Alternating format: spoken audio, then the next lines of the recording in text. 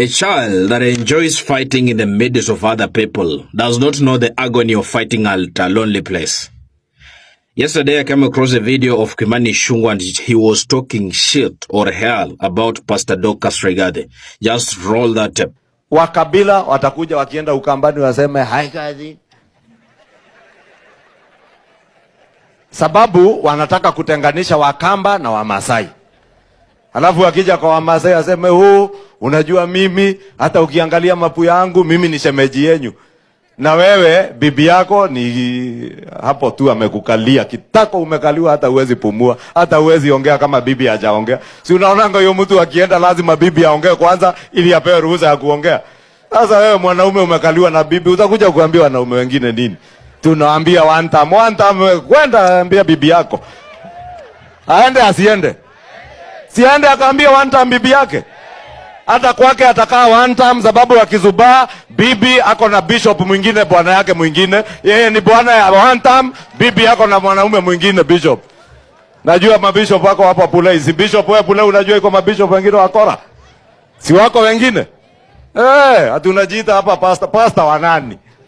Tunakujua kwa sura. Now, even if Rigathi Gachagua is handpicked by Pastor Dorcas Rigathi in his very home, how can that concern you? Maybe that is your best thing you do. Maybe gossiping is only made for gossipers, not the politicians. And I don't know why we elected political gossips.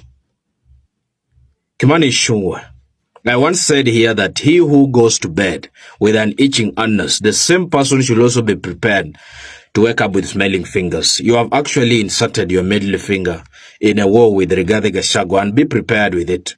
You started by conniving with the lady called Cecil Mbarele and came up with the impeachment motion of Rigathi Gachagua. We haven't forgotten about that. Now you succeeded. The guy is at home. You are still now following him together with the family. With all signs now, it's clear to us that you are the one even who gave out that, Kate had a hotel in Mombasa or something. All the signs and all the fingers are pointing at you. You are the real motion mover. What are you looking for? Once you start fighting with a man, and then you go as far as in fact, including his woman, that is when the real battle line is drawn. I've said 1,001 times that pray so hard President William Samoei Ruto make it to be a one-term president. But if he manages to maneuver around and become for the second term, I'm telling you that you're not worth or fit to hold any office on the land. And you'll be the one crying from one office to another. President William Ruto is a very sharp man, and he knows when to use you and when to dump you. Now you are playing a music that he's the one, is the DJ here. But very soon, he will still. How I wish that you could have learned from your very own son that you betrayed, who is Rigathi Gachagua. If you sell your own brother, even the buyer will not have any reason to trust you anymore. You sold your own son, your own brother from the mountain, and you're still beating a drum of war. Kimani Ichungwah, that was so shameful, so salacious, that was so embarrassing. How I wish that maybe you go and, why are you fighting a woman? When you insult one woman, you have already insulted the whole world. That is what you should not and put inside your empty skull. That is not what we need. Politics is all about what you need to do. Yes, people disagree in the field, but you don't include your partner in this. Nobody knows about your wife. You have done commendable jobs at Kikuyu, talk of the road, schools.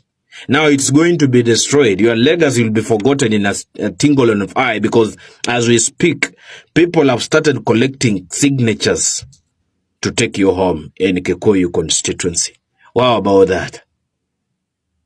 Kimani Ichungwah, a man who doesn't respect his father's compound, has no any iota of respect to respect his very own compound. And a man that beats up a child on the way and goes as far as telling that child to call his father's name, then that man is equally challenging his father or the kid's father into a war. So you are actually asking Pastor Dorcas into a war.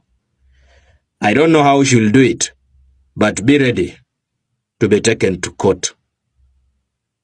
Up to that juncture, I feel like we made a mistake.